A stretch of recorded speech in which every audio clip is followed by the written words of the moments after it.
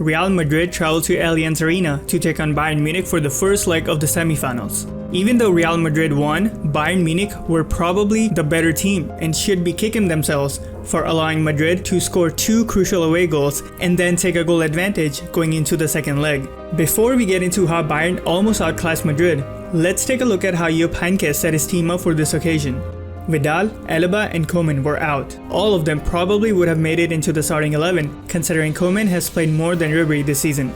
That's how Bayern looked on paper, but in actuality, it was 4-2-3-1, with James playing alongside Martinez but as a box-to-box midfielder. Zidane, on the other hand, wanted more players on the midfield, so as opposed to what it looks like on paper, he went with 4-2-3-1 as well, with Kroos playing as a center attacking midfielder, who switched with Modric depending on the circumstances. Isco was on the left, and Vázquez on the right. Depending on where the fullbacks were, Modric was allowed to go up as well, while Casemiro stayed back for the most part. This allowed Madrid to always have a balance of 5 players attacking and 5 players defending. Let's take a closer look at what Zidane had in mind before we dive into Bayern's tactics. As expected, the fullbacks were the widest players on the wings when attacking, while Isco dropped deep and roamed around mostly on the left side. Isco and Ronaldo drifted away from the center, opening a channel for Kroos, who was making forward runs.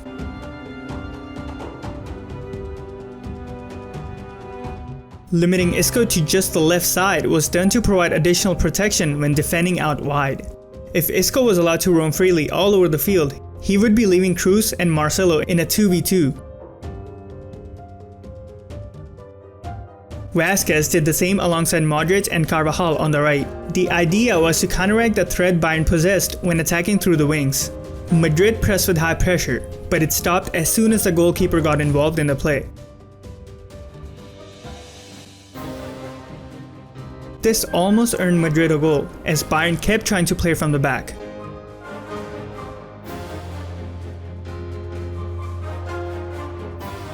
Now, let's dive into Jupp Heynckes' tactics for this match.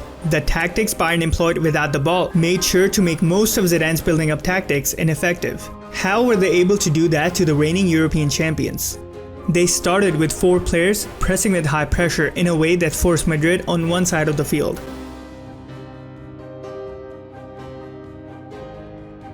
To keep possession, Madrid went back to the goalkeeper in order to rotate it to the other side. Bayern exploited this by pressing in a manner that Madrid had no option but to go along or get trapped on one side of the field. Notice how Müller does not press Ramos, and instead marks a nearby open player, while Lewandowski presses at an angle that forces Madrid to make a move. They also targeted Carvajal whenever Madrid tried to switch the play. Notice how they stay tight with everyone nearby, giving Carvajal only 2 options: either go back to the keeper or try to play through the pressure. Bayern's goal was to force Madrid to play a fast-paced game in their half. This made it difficult for Zidane's team to play around the high pressure. As a result, Bayern had more possession than Real Madrid, something you don't get to see very often. Bayern's high pressure was causing Madrid trouble right from the start.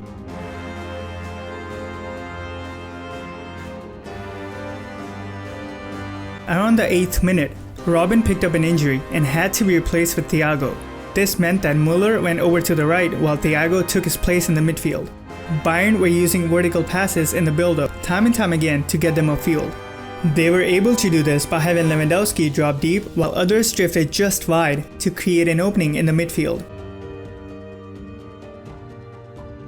Since Madrid's fullbacks like to get upfield quite a lot, Bayern targeted the space in behind on the wings.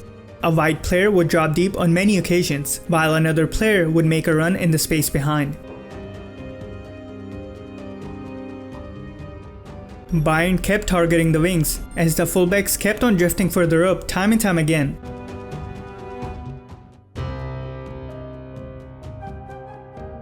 It's no wonder Bayern got themselves a goal coming from the right wing after Marcelo gets caught upfield. Kroos leaves his marker and no one picks up Kimmich's run. Navas should have done better. That was extremely poor from him. Madrid relied on counterattacks to get them upfield.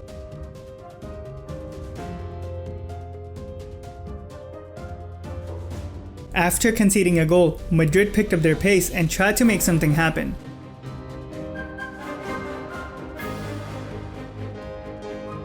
In the 34th minute, Boateng had to be replaced with Sule since he also picked up an injury.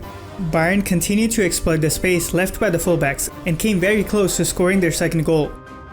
Towards the end of the first half, in the 44th minute, Real Madrid were able to surprise everyone as they got a goal out of nowhere. Bayern then tried to regain the advantage they had lost before the break, and kept on attacking until the halftime whistle, almost getting their second goal of the game. Bayern lost two crucial first-team players through injury early in the game and had more on the sidelines, but they were still the better team in my opinion.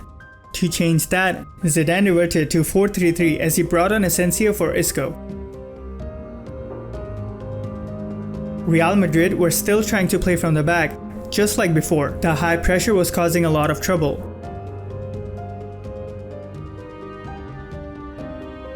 Bayern started the half just like they ended the first one and almost got their second goal.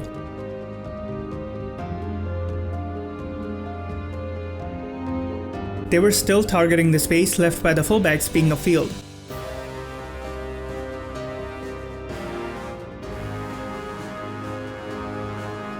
In the 56th minute, this happens out of nowhere as Rafinha's poor pass gets intercepted. A costly mistake by Rafinha gifted Madrid a goal. Bayern started to commit more players forward, hoping to get the equalizer.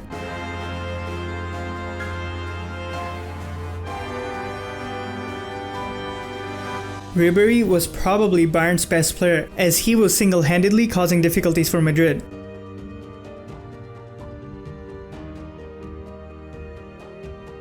And came very close to getting his side their second goal of the game after cutting inside from the left wing.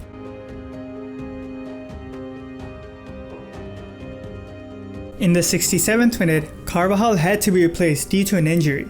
Zidane made an interesting move and brought on Benzema for him. This meant that Vázquez became the right back, with midfielders nearby to help him out. Benzema was brought on to give Madrid an advantage when counter-attacking. Zidane was aiming to get a third away goal. Benzema played really well after coming on as he kept on being the focal point for most counter-attacks.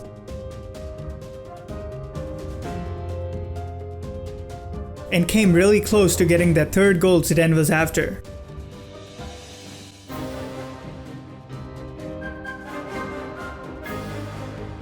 In the 75th minute, Tolisso, a box-to-box midfielder, replaced Javi Martinez. Madrid were sitting back a lot more as soon as the ball got in their half, especially after scoring their second goal.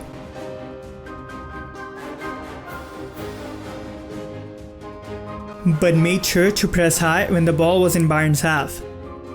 This basically extended the time it took for Bayern to get upfield. Bayern Munich were attacking with all they had and came very close.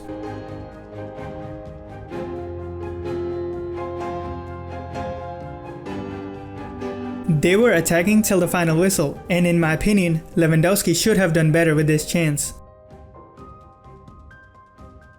The game ended with Zidane's Real Madrid emerging victorious, even though they did not look too convincing.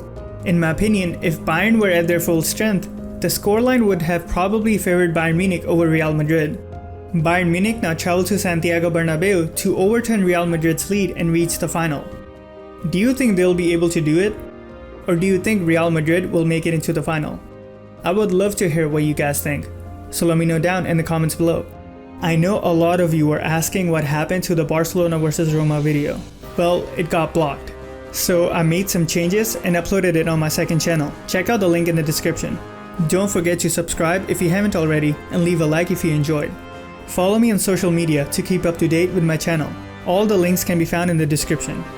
Thank you to Kale Mombongo, Anthony, Tej Mullen, Shawshank BR, and more patrons for supporting this channel on Patreon. If you like what I do and would like to support the channel, check out the Patreon page by clicking the link in the description or the pop-up on the top right.